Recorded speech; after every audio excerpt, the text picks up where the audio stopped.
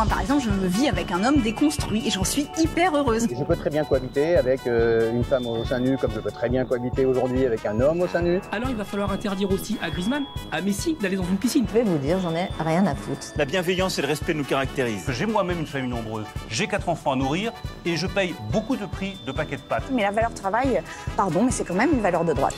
Le couvre-feu médiatique. Je vais vous dire, j'en ai rien à foutre. Allez, on retrouve vos chroniqueurs préférés, les Tintins, Corentin Perini, Valentin Schirmer. Bonjour à vous. Bonjour Clémence. Et tout de suite, sans plus tarder, on commence cette revue de presse des Tintins avec les meilleures nouvelles de la semaine dans notre cher pays de France. Alors, Roxane nous en a parlé hier. Notre nouveau ministre de l'économie, Antoine Armand, semble être un bon candidat. Ah oui, tout court. Pour la chronique des Tintins. Voilà, non mais voilà. Alors, il a expliqué quand même à Bruno Le Maire, je mesure la chance d'hériter d'un tel bilan. Alors, on a envie de lui dire, bon, bah, c'est fini, Antoine, arrête d'être lâche-cul, tu as eu le poste, donc maintenant arrête, ça suffit. Puis il a expliqué aussi qu'il serait prêt à parler à tous, hein, Roxane nous l'a dit, sauf ceux qui se sont exclus de l'arc républicain. Vous savez, Manuel Valls qui avait dit, liberté d'expression, oui, mais dans un cadre républicain, ce qui fait que, voilà, forcément ça rétrécit un peu l'espace, mais surtout ça ne l'empêchait pas de tenir des propos hors du cercle républicain, Antoine Armand. On va l'écouter. Antoine Armand. Aucune difficulté à dire que quand on est un étranger délinquant multirécidiviste, on n'a pas sa place sur le territoire national. Et je suis honnêtement étonné que ça choque encore aujourd'hui. Je crois qu'on constate dans un certain nombre de chiffres, pas tous, mais un certain nombre, une augmentation de la délinquance sur le territoire. Donc, je pense qu'il faut aussi arrêter de parler de sentiment d'insécurité, parce qu'en fait, moi, je ne sais pas expliquer à des... Ah, il n'y a pas de sentiment d'insécurité, voilà. Donc, dis donc, c'est pas trop dans l'arc républicain, tout ça. Voilà, donc Antoine Armand, 33 ans, et une longue carrière devant lui, on espère. Allez, moi je vais commencer ma semaine avec une idée. Attendez, on va commencer par... on va commencer par avoir votre micro, Valentin, ce sera encore mieux pour pas commencer la semaine. On a tenté de vous censurer parce que vous... On veut me faire taire. On invite évidemment à donner pour qu'on ait des micros. N'hésitez pas... donner dans la chronique. Non, ça va pas. Alors peut-être, écoutez, mettez-vous à côté de Corentin, on va faire ça. Allez, mettez-vous, serrez-vous un peu là, les Tintins, c'est pas possible. C'est en exclusivité. Hop, voilà. Tout le monde m'entend là, c'est mieux. Oui, c'est très bien, c'est merveilleux. C'est insupportable. L'odeur de Corentin est insupportable. Allez, moi je vais commencer ma semaine avec une idée pour la France et des bonnes idées, croyez-moi, on n'en manque pas dans ce pays.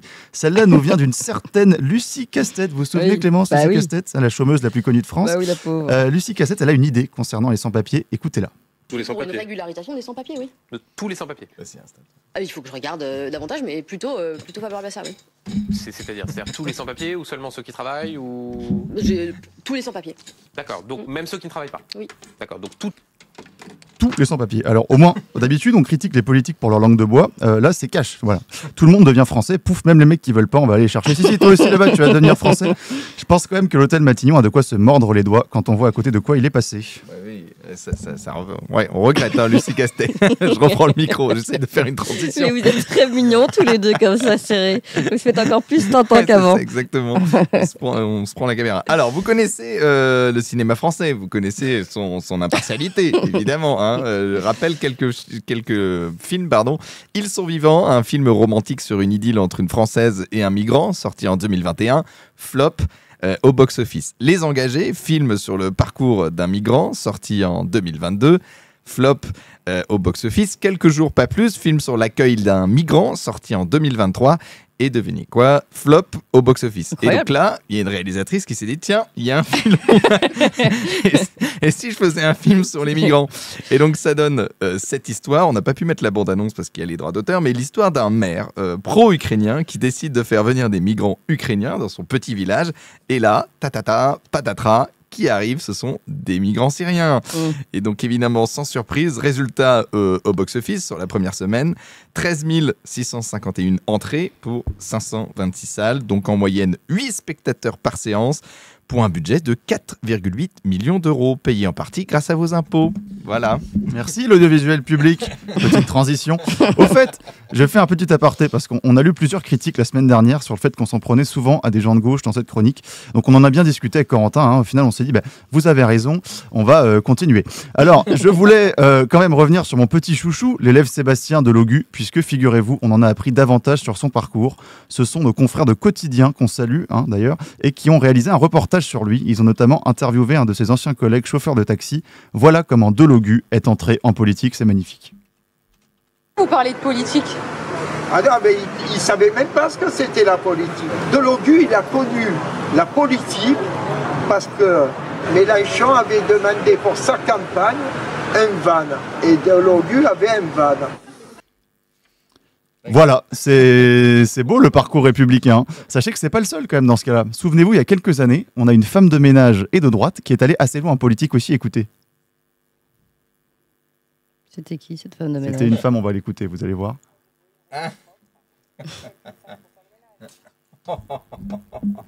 Avec le petit coup de tête à la fin. C'est magnifique. Alors, oui, on dit qu'on critique les gens de gauche, donc du coup, on a arrêté et je vais vous parler de Thomas Guénolé, moi, qui est quand même parti de LFI. Alors, Thomas Guénolé, vous savez qui c'est? Je retrouve mes fiches parce que pas de liberté pour les ennemis de la liberté, vous savez, nous disait Saint-Just. Et Thomas Guénolé, pour être un héritier parfait de Saint-Just, pour lutter contre le RN, il a proposé tout simplement de supprimer le RN parce que, d'après lui, c'est légal. Écoutez. Moi, je pense sincèrement que le Rassemblement national doit être interdit et qu'il n'est jamais trop tard pour bien faire.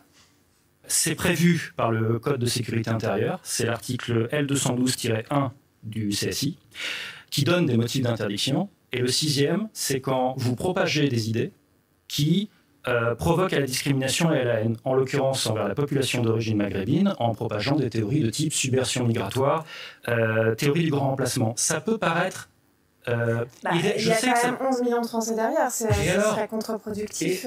En quoi ce serait contre-productif d'interdire un parti d'extrême droite? Je pose la question, je mets simplement la question sur la table, à quel moment on considère que c'est un parti politique normal? Je dis que, et c'est pas moi qui le dis en réalité, c'est Karl Popper, qui, au sortir de la Seconde Guerre mondiale, s'est posé la question, c'est ce qu'on appelle le paradoxe de la tolérance, qui est de dire, est-ce qu'on n'aurait pas dû interdire le parti nazi avant qu'il prenne le pouvoir et qu'il défonce la République de Weimar? Rationnellement, son raisonnement, c'est de dire, la tolérance des systèmes démocratiques ne doit pas aller jusqu'aux forces politiques dangereusement intolérantes. Et donc, il faut prononcer l'interdiction du Rassemblement national, qui, je le répète, en l'état actuel du droit, est légal. Il n'y a pas besoin de changer quoi que ce soit aux dispositifs légaux existants.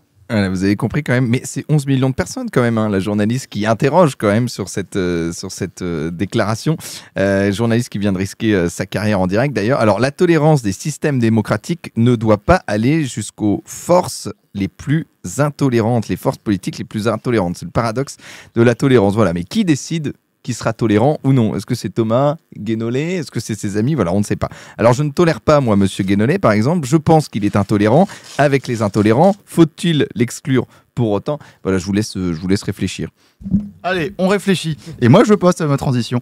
Je voudrais finir en parlant de notre nouvelle ministre de l'Éducation nationale. Elle s'appelle Anne Genetet et elle aura fort à faire dans son ministère, comme par exemple éviter que des lycéens de 14 ans lisent des romans porno. Alors, cette dame, elle n'est pas prof elle-même, elle a travaillé dans le conseil et c'est vrai qu'elle a toujours été de très très bons conseils dans sa vie, comme par exemple pendant la crise Covid. Elle était à l'époque députée de la 11e circonscription des Français de l'étranger, donc dans les pays asiatiques, et elle avait vraiment d'excellents conseils pour respecter les gestes barrières. On a une nouvelle ministre de l'Éducation nationale. Elle s'appelle Anne Genetet et vous allez voir, elle n'est pas là par hasard. Alors tout le monde le dit. Donc, ce que je voulais vous proposer, c'était 3 nouvelles façons de se saluer qui viennent toutes de la 11e circonscription des Français à l'étranger et qui sont des moyens simples de ne pas avoir de contact et de limiter la propagation de la maladie. Alors je vous propose pour se dire bonjour, bon évidemment, on peut se dire bonjour comme ça, mais on peut aussi le faire à l'iranienne, que je salue parce que les Iraniens payent très lourd l'épidémie. On met la main sur le cœur et on se penche en avant. Ça, ce sont les Iraniens. Deuxième méthode, à la thaïlandaise. On joint les mains, ainsi, et on se penche en avant très légèrement. Troisième méthode, la méthode japonaise, on met les bras le long du corps et on incline le buste en avant, plus ou moins loin, selon la hiérarchie avec la personne que nous saluons. Bon, on oublie la hiérarchie, l'important c'est de se saluer. Voilà, 3 gestes simples, sans contact, et qui pourraient vraiment ralentir la propagation de l'épidémie. C'est pas facile de changer d'habitude, Mais si on fait tous un effort, on peut y arriver. Bon, c'est vrai que c'est pas fortiche, mais heureusement, je vous jure, elle est capable de mieux faire. Voilà une vidéo de nos confrères de l'Humanité, qu'on salue également, il n'y a pas de raison, et qui raconte les conseils qu'Anne Genetet donnait à ses clients lorsqu'elle travaille dans la formation. C'est vraiment une petite pépite, écoutez. On a une nouvelle ministre de l'Éducation nationale. Elle s'appelle Anne Genetet et vous allez voir, elle n'est pas là par hasard. Alors tout le monde le dit, elle n'y connaît rien. Mais son truc à elle, c'est la formation. Longtemps expatriée à Singapour, elle y avait créé un site, Help Agency, où elle donnait des conseils pour bien recruter sa helper. Les helpers, ce sont des employés de maison, en général des jeunes philippines ou indonésiennes. Les conseils d'Anne, c'est par exemple d'éviter de recruter une employée qui a déjà travaillé pour d'autres expatriés. Parce qu'elle a, je cite, pris de l'assurance et qu'elle peut refuser de se soumettre à vos consignes. À l'appui de la photo du placard avec matelas où elle logeait sa propre employée, elle explique qu'il faut éviter émotion et compassion et ne pas s'énerver, car sinon, elle ne vous respecterait plus. On lui conseillera tout de même de ne pas trop essayer de recycler ses compétences dans le dialogue social. Les enseignants et leurs syndicats pourraient ne pas le prendre très bien. En tout cas, on remercie pour ces petits conseils domestiques à l'Humanité. Et merci à vous, cher Tintin, pour ces brèves. Et tout de suite, on enchaîne, parce qu'on est un petit peu en retard, avec le rendez-vous phare de cette chronique, les champions de la semaine. Chaque jeudi, vous le savez, Corentin et Valentin défendent chacun leur champion. Et c'est à vous, chers auditeurs, comme toujours, de voter pour votre champion préféré. Corentin, on commence par vous. Et Valentin a repris sa place. Voilà, on respecte les gestes barrières, les distances. Alors, ils sont le camp du bien, vous les connaissez, le camp de la vertu. Ils redressent les torts de leurs compatriotes, souvent trop égoïstes, trop renfermés, trop rances. L'émission Quotidien, nos collègues, qui sont l'incarnation de la bien-pensance. La bien-pensance disruptive quand même, tout de même. Vous savez ce que ça veut dire, disruptif, Clémence? Oui. Oui, c'est boîte de com, un peu, voilà, on est en basket. Casse les codes. On casse les codes. Ils n'ont pas peur des puissants, évidemment, Quotidien, et ils s'attaquent vraiment à tout le monde. D'ailleurs, ils les financent, les puissants, donc ils n'ont pas de raison d'avoir peur. Ils s'attaquent à l'extrême droite, aux agriculteurs, à l'église, à l'armée, à la province. Bref, ils osent tout, c'est à ça qu'on les reconnaît. Et pourtant, coup d'éclat, il y a 3 jours, tout s'écroule. Télérama sort un article sur le fondateur de l'émission, Yann Barthès, le joyeux trébillon du roi Macron. Pourtant, toute l'équipe a l'air sympa. Ils ont des baskets, ils sont en Stan Smith, ils ont des chemises avec un t-shirt en dessous. Ils mangent du boulgour. Voilà, ils mangent du boulgour, ils sont le camp du bien. Et non, certains collègues, certains anciens collègues et collègues actuels dénoncent de la souffrance au travail, des burn-out, du management défaillant et des accusations même de harcèlement. Alors c'est En Marche ou Crève sur Quotidien. On a le fonctionnement d'une start-up. Alors voilà, c'est le fonctionnement d'une start-up. Et en tout cas, ce n'est pas la première fois que des retours sur le management de Yann Barthès et ses équipes se font entendre. Faites ce que je dis, pas ce que je fais. Et pour une fois, ceux qui ricanent ne sont plus les mêmes. Et on ne boude pas notre plaisir, faut bien l'avouer quand même. Merci beaucoup, Corentin. Chers auditeurs, si vous avez été convaincus, vous n'avez plus qu'à voter pour Corentin et son candidat. Mais d'abord, la parole à Valentin. Moi, mon champion, il est artiste, il est américain et il est à l'origine d'un scandale qui pourrait bien être une affaire Epstein bis. J'ai nommé le rappeur Puff Daddy, dit aussi P. Diddy. Ah oui.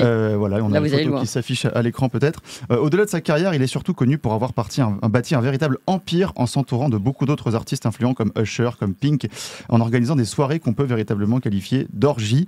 Il a donc été arrêté le 16 septembre dernier et se trouve depuis placé en détention provisoire, visé par une dizaine de plaintes pour agression sexuelle, et il fait également l'objet d'une enquête pour trafic à des fins d'exploitation sexuelle et d'extorsion, des stupéfiants, des armes, des milliers de bouteilles de lubrifiant, de l'huile pour bébé et autres joyeuseries ont été saisies par la police dans ses propriétés.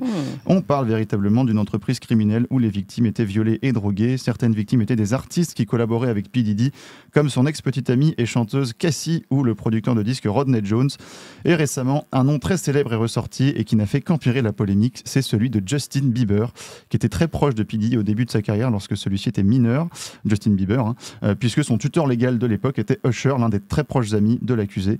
Donc plusieurs vidéos sont ressorties où les rapports entre P. Diddy et Justin Bieber sont assez ambivalents, comme notamment celle-là.